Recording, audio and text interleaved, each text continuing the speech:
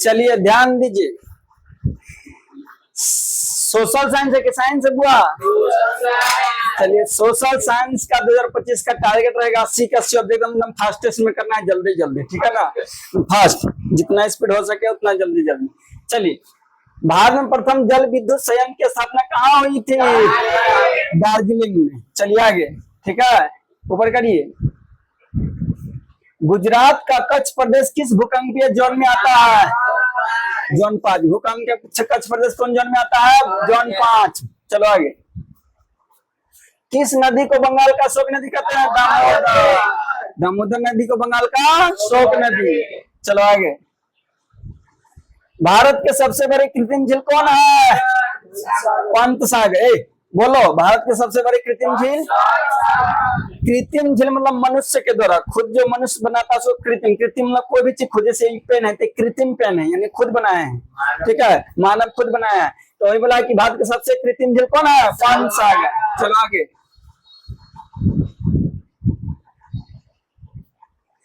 हीराकुंड बांध किस नदी पे है? हीराकुंड बांध किस नदी पे है? नील नदी। नील नदी है, सतलज नहीं होना चाहिए। और ऊपर नीचे करो। हीराकुंड बांध किस नदी पे है? नील नदी दे रहा है। हीराकुंड बांध किस नदी पे है? नील नदी। चलो आगे। 2000, अरे छोटा करना, क्वेश्चन नंबर 2। 2001 की जनगणना के दृष्टि से भारत का विश्व में कौन सा स्थान था? देखिए, 2011 में जब जनगणना हुआ ना, तो देश के भारत की जो जनसंख्या पूरा विश्व में कितना नंबर पर था? दूसरा। लेकिन अभी की बात की जाए तो अभी कितना नंबर है? प्रथम नंबर। अभी की बात की जाए तो कितना नंबर है? प्रथम, यानी फर्स्ट स्थान पर अभी है। जनसंख्या की दृष्टि से अभी भारत कितना नंबर पर है? 1 नंबर। आज 2011 में जनगणना यानी गिनती हुआ था तो दूसरा स्थान। पहला रूस कि चाइना? चाइना। चलो आगे। भारत किस जल डमरू माध्यम द्वारा श्रीलंका से जुड़ता है? पाक जल। यानी भारत और श्रीलंका के बीच जल डमरू कौन है? पाक जल डमरू। श्रीलंका और भारत कैसे जुड़ता है? पाक जल डमरू, यानी जल है बीच में, ठीक है, जल है, तो भारत और श्रीलंका के बीच में जो जल है उसका नाम क्या दे दिया है? पाक जल डमरू माध्य, ठीक है। आगे। गंगा मैदान की पुरानी जलोढ़ मिट्टी को क्या कहते हैं? बांगर। गंगा का पुराना मिट्टी है तो बांगर, पुरानी है तो बांगर, नई है तो नई खांडर। याद रखिए, गंगा का पुराना मिट्टी है तो बांगर, नया है तो खांडर। आगे। निम्नलिखित में कौन जर्मन चांसलर था? यानी कौन सा जर्मन के चांसलर था? तो कौन था? बिस्मार्क। जर्मन के चांसलर कौन था? बिस्मार्क। जर्मन के चांसलर, चांसलर मतलब का राजा, चांसलर मतलब राजा।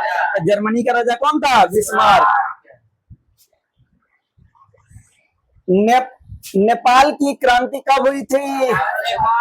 1821। नेपाल की क्रांति कब हुई? 1821। नेपाल की क्रांति 1821। चलो आगे। वैज्ञानिक समाजवाद का जनक किसे कहा जाता है? वैज्ञानिक समाजवाद का जनक कार्ल मार्क्स। वैज्ञानिक समाजवाद का जनक कार्ल मार्क्स। वैज्ञानिक समाजवाद का जनक कार्ल मार्क्स। चलो आगे। सही आ रहा, देखते चलिएगा। भारत में किस कैसर केसर होना चाहिए? केसर, कैसर लिख दिया, केसर। भारत में किसे केसर या हिंद की उपाधि दी गई थी? महात्मा गांधी। महात्मा गांधी के अंग्रेज लोग दिया था केसर ये हिंद की उपाधि, ठीक है। जैसे पहले उनको महात्मा गांधी कहा जाता था, लेकिन उनको केसर ये हिंद भी कहता था, आदमी समझ जाता था कि कौन है? महात्मा गांधी। लेकिन जलियांवाला बाग हत्याकांड हुआ, उसके बाद महात्मा गांधी बोले कि कोई ऐसे हमको केसर ये हिंद की उपाधि दिया था, हडिया तोड़ देंगे, यानी हमको कोई भी भैया केसर ये हिंद की उपाधि नहीं दे। तो ये भी पूछता है कि महात्मा गांधी केसर ये हिंद की उपाधि कब त्यागे थे? तो कब? जलियांवाला बाग हत्याकांड के बाद। जलियांवाला बाग हत्याकांड कब हुआ? 13 अप्रैल 1919 ईस्वी, ठीक है। चलो।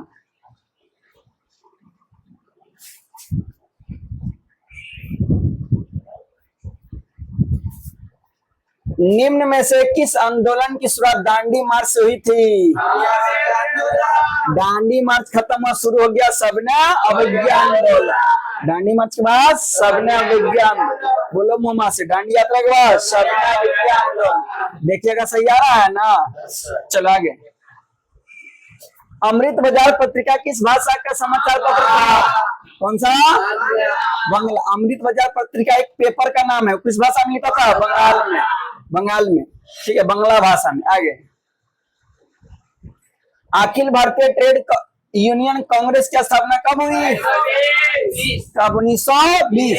कांग्रेस नहीं है, भारतीय ट्रेड कांग्रेस है, भारतीय ट्रेड यूनियन कांग्रेस है, तो इसका 1920। अब कांग्रेस खाली रहे तो कांग्रेस रहे तो 1885, ठीक है। चलो आगे, सोवियत संघ का विघटन कब हुआ? विघटन मतलब टूट जाना, विघटन मतलब टूट जाना। तो सोवियत संघ कब विघटित होकर टूट गया? 1991। सोवियत संघ का विघटन कब? 1991। सोवियत संघ का विघटन कब? 1991। जब वीडियो देखिएगा तो इसी, जब हम बुलाते हैं कि सोवियत संघ का विघटन कब हुआ? 1991। देखिए और बोलिए साथ ही साथ, सोवियत संघ का विघटन कब हुआ? 1991। तो होगी, आगे करो। बिहार में जीवन यापन का मुख्य स्रोत क्या है? कृषि। बिहार में जीवन, कृषि, उद्योग, व्यापार में से सभी होना चाहिए, ठीक है। लेकिन ज्यादातर हम लोग जीवन यापन कृषि पर करते हैं। बिहार में ज्यादातर जीवन यापन किस पर होता है? कृषि, ठीक है। लेकिन यहाँ दिया इनमें से सभी, ठीक है। आगे, ऐसे देखिए, बिहार में जो अधिकतर लोग हैं, बिहार का 90% जगह कृषि ही दीजिएगा। बिहार का जीवन यापन का स्रोत क्या है? कृषि। निम्न में से क्या आर्थिक गतिविधियां नहीं है? कृषि संरचना का, देखो, यानी रोजमर्रा का चीज कृषि हम लोग रोज खाने कमाने के लिए करते हैं, खेती बाड़ी के लिए। संचार, टेलीफोन, मोबाइल, इसके बिना रोज रह सकते हैं नहीं, तो ये भी हमारा रोजमर्रा का चीज है। परिवहन, गाड़ी, छकड़ा, गाड़ी सब हो चाहिए, लेकिन गरीबी इससे कोई लेना देना रोज हमको चाहिए।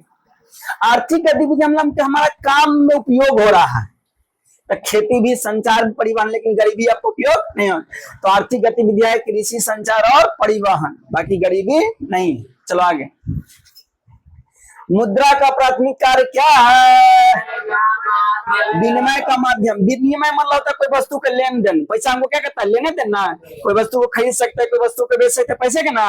तो पैसा क्या काम करता है? विनिमय के माध्यम। पैसा का क्या काम है? विनिमय के माध्यम। बोलो मोमा से, विनिमय के माध्यम, ठीक है। मुद्रा का क्या काम है? विनिमय के माध्यम। विनिमय मतलब कोई सामान को खरीदना, बेचना, ये काम करता है किसके द्वारा? मुद्रा के द्वारा। मुद्रा मतलब पैसा। चलो आगे,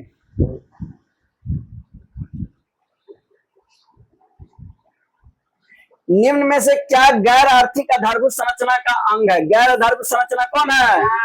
शिक्षा। गैर आधारभूत संरचना शिक्षा। गैर आधारभूत संरचना मतलब कि आपको उसके बगैर भी चल सकते, जैसे परिवहन। परिवहन हमको रोजमर्रा की चीज है, तो ये आर्थिक संरचना में है। बिजली, संचार, ये सब रोजमर्रा की चीज है, तो ये आर्थिक आधारभूत संरचना है। लेकिन शिक्षा आर्थिक आधारभूत संरचना नहीं है। चलो आगे देखिएगा, वहां भी वैश्वीकरण के परिणाम स्वरूप विभिन्न देशों के बीच किसका प्रवाह होता है? पूंजी का, क्योंकि सभी का, वस्तुओं का, सेवाओं का भी सभी होना चाहिए। देखिए, वैश्वीकरण का मतलब ये था, वैश्वीकरण का मतलब ये था कि जितना विश्व में देश है ना, सबसे मिल जाना। मिल जाना मतलब व्यापार करने लगे, कुछ सामान खरीदने लगे, बेचने लगे, सामान लाने लगे, ले जाने लगे, उसको वैश्वीकरण कहते हैं। उसको क्या कहते हैं? वैश्वीकरण। तो वैश्वीकरण का परिणाम स्वरूप विभिन्न देशों के बीच किसका प्रभाव हुआ? वस्तु का भी हुआ, सेवा का भी हुआ, पूंजी का भी, इनमें से सभी हुआ। सरकार द्वारा आर्थिक क्रियाओं पर अनावश्यक नियंत्रणों एवं प्रतिबंध पर हटाना क्या कहलाता है? उदारीकरण। बोला कि सरकार है, कोई चीज पर नियंत्रण रख ले था, प्रतिबंध, नियंत्रण भी था, यानी सरकार के कंट्रोल में भी था, ठीक है। उस पर नियंत्रण भी कर लेता, उस पर रोक, प्रतिबंध, रोक भी लगा रहता, लेकिन उसको अचानक से हटा दिया, तो उसको क्या कहते हैं? उदारीकरण। उसे क्या कहते हैं? उदारीकरण। मान लीजिए कि आपको पीपा पुल बगल में, अब हमारी सरकार के कंट्रोल में अभी भी, अब मान लीजिए आपको ले जाने के लिए बंद कर दिया जाए, भैया इससे आदमी, आम पब्लिक आ जा नहीं सकती, लेकिन अचानक से नियम को हटा देगा, तो उसे क्या कहते हैं? उदारीकरण। चलो आगे,